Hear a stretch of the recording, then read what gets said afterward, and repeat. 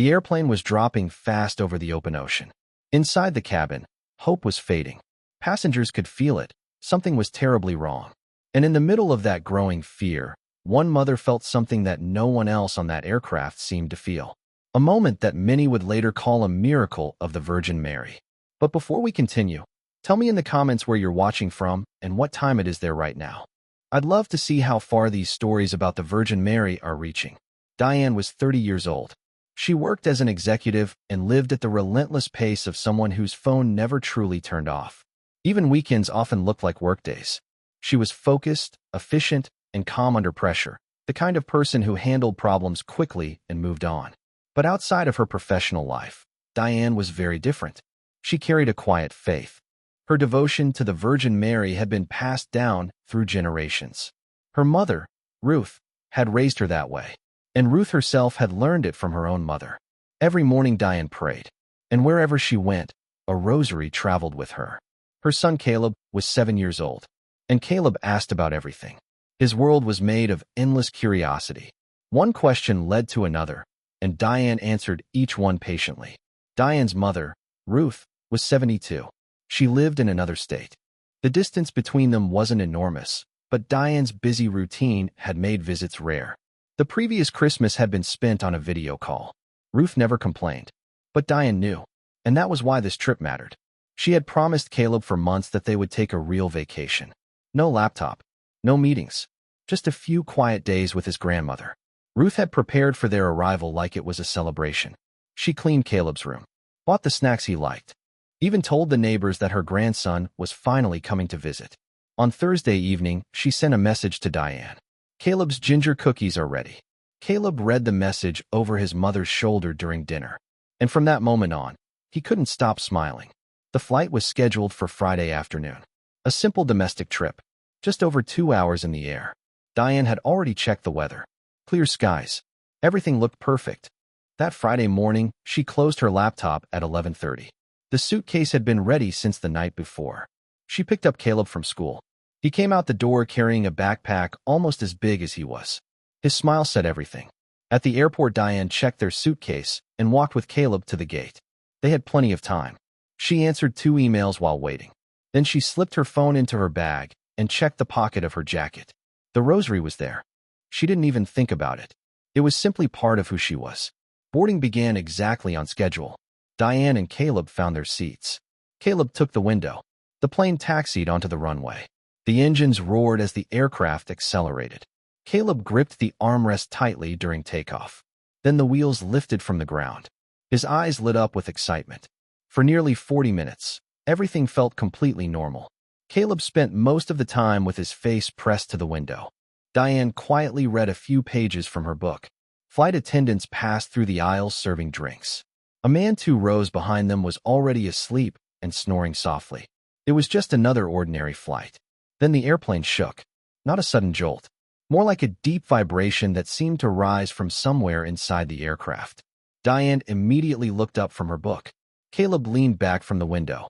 The vibration stopped. Diane waited. 30 seconds passed. Nothing else happened. She slowly returned to her book. Then the cabin lights flickered. Just once.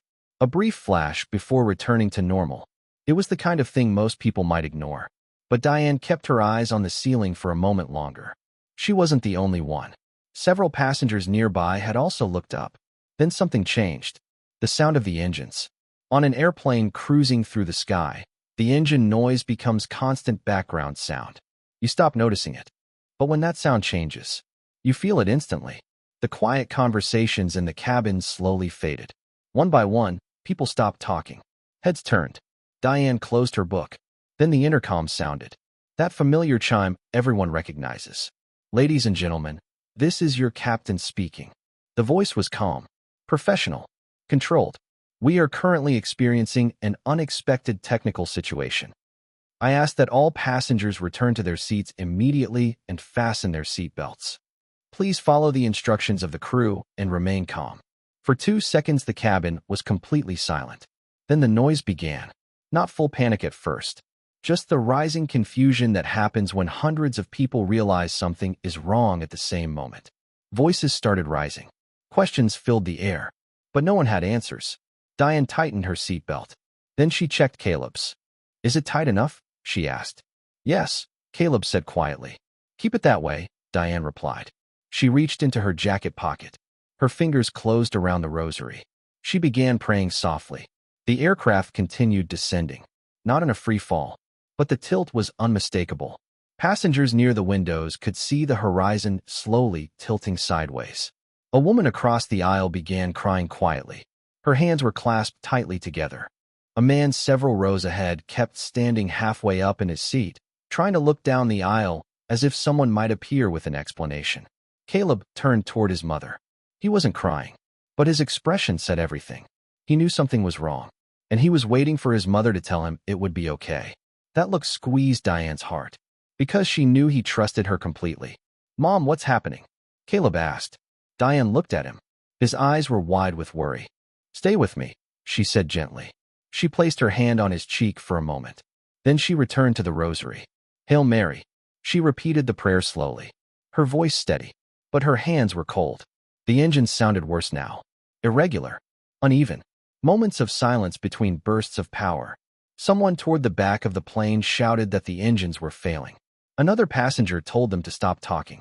An argument began. Then the intercom chimed again. Ladies and gentlemen, we are preparing for an emergency landing. A short pause followed. The aircraft is currently flying over the ocean.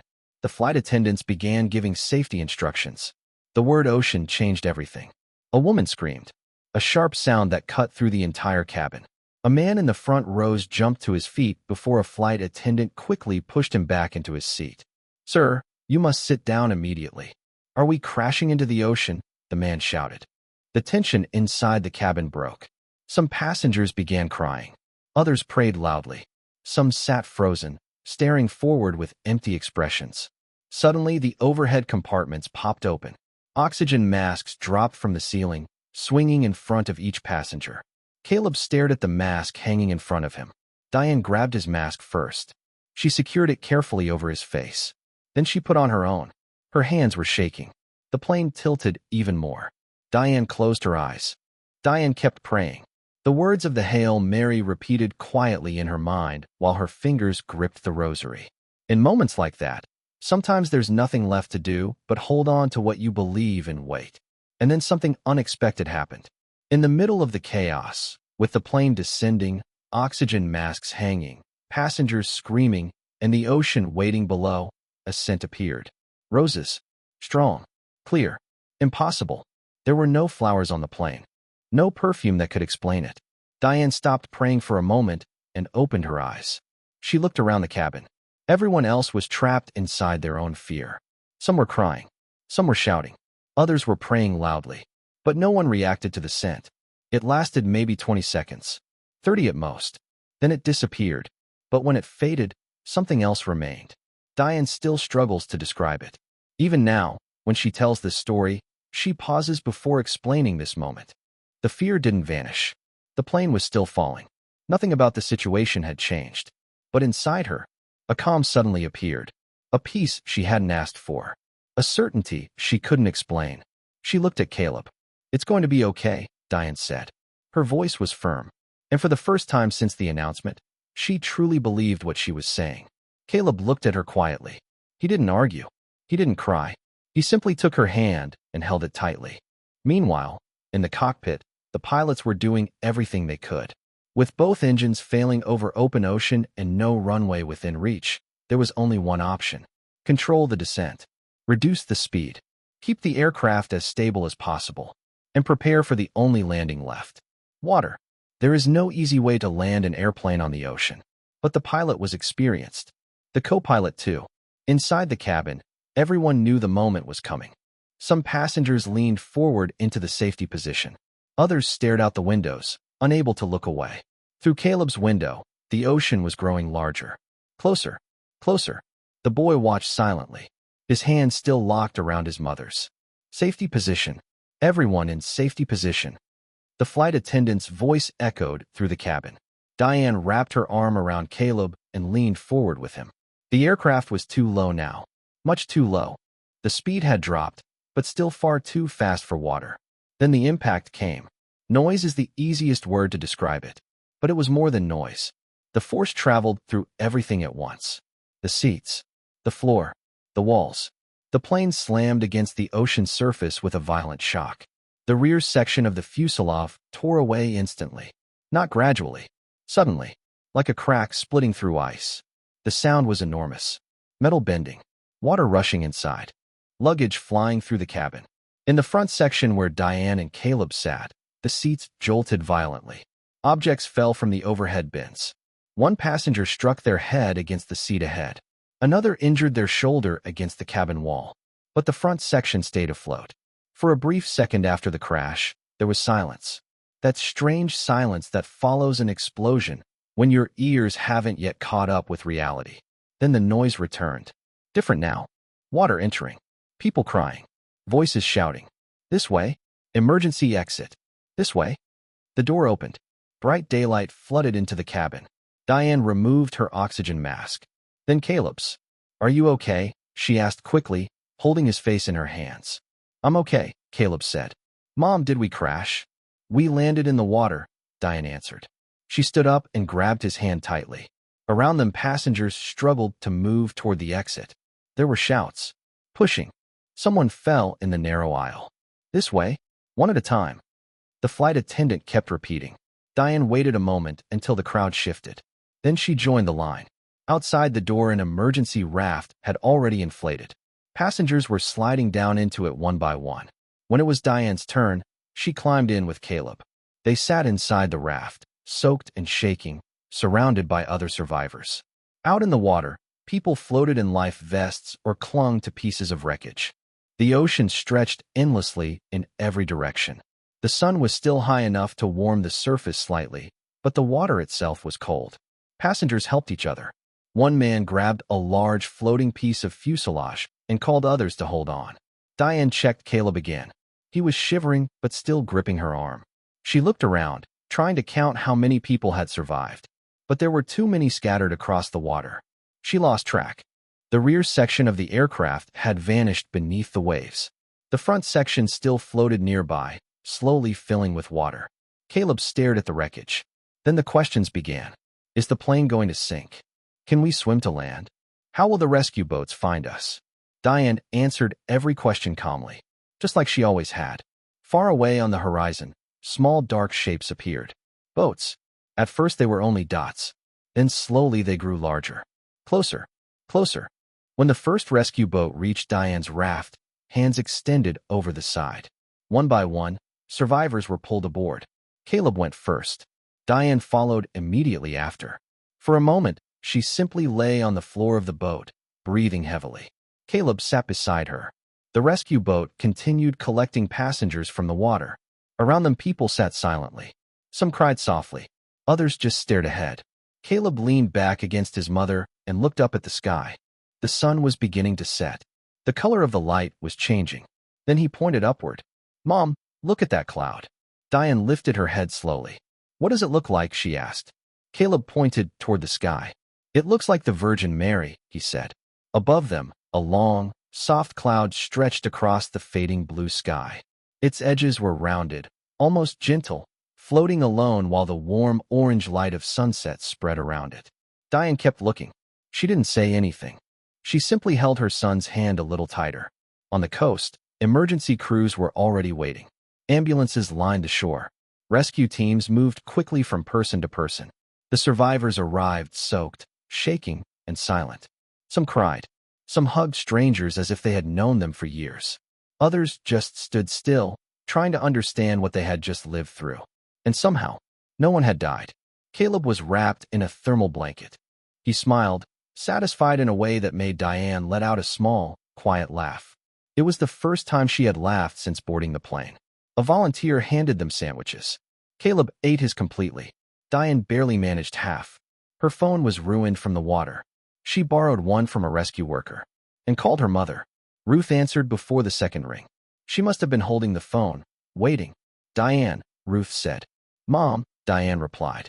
Ruth began crying immediately. Thank God, she repeated. Mom, we're okay, Diane said softly. Caleb and I are safe. Ruth couldn't speak for a few seconds. I asked the Virgin Mary to protect you both, she finally said. Diane paused. I know, Mom, she answered quietly. She didn't mention the scent of roses. That moment stayed with her. Something too personal to explain. Caleb wants to talk to you, Diane said. She handed him the phone. Grandma Ruth, Caleb said excitedly. We landed in the ocean, and I saw a cloud that looked like the Virgin Mary. Diane stood nearby, listening. Ruth asked questions. Caleb answered with the simple clarity of a child.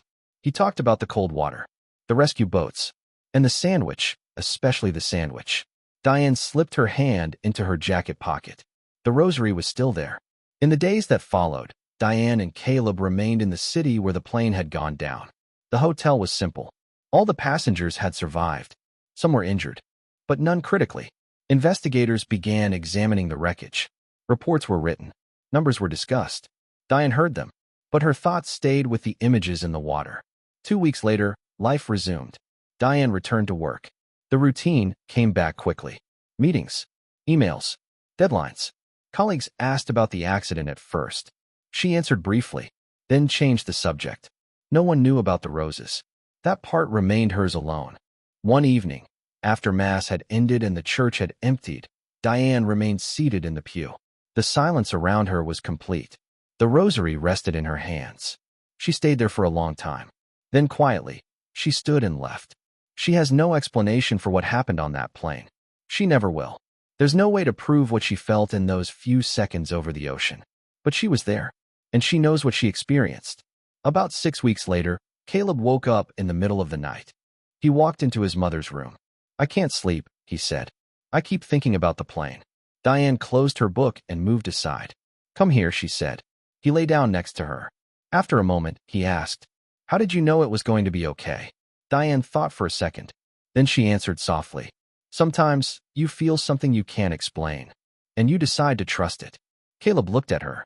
Is that what faith is? Diane smiled slightly. That's what faith is. 3 months after the accident, they finally made the trip to visit Ruth. This time by car. Caleb didn't question it. He only asked if they could stop at a diner along the way. They did. They ate and continued. When they turned onto Ruth Street, Caleb already had his head out the window. And Ruth, she was already waiting on the porch. Grandma Ruth, Caleb shouted. He ran toward her. Ruth hurried down the steps and knelt to hug him tightly. Diane stepped out of the car more slowly. She stood for a moment, watching them. Then Ruth stood and walked toward her. They embraced. Tightly. Silently. No words were needed. Caleb had already run inside. I'm finding the cookies, his voice echoed from the kitchen. Ruth looked at Diane. That look only a mother has. The one that sees beyond words. You're okay, she said. It wasn't a question. Diane smiled. Before stepping inside, she paused at the doorway. She looked out for a moment. The sky was open. A soft wind moved through the air. Her hand slipped into her jacket pocket. The rosary was still there. She stepped inside. Before we finish, I want to invite you to join our Virgin Mary prayer community, people from around the world united by faith. If you feel in your heart the desire to be part of this chain of prayer, click the button below and become a member. And if you stayed with us all the way to the end of Diane and Caleb's story, do one thing for me. Write one word in the comments. Ocean, because that was the place where everything changed. I want to see how many hearts this story reached. And every time I read that word, I'll know one more person believes miracles still happen. If this story touched you, subscribe to the channel and turn on notifications. Share in the comments a miracle you've experienced. And send this video to someone who needs hope today. May the Virgin Mary continue to bless and protect you and your family. Amen.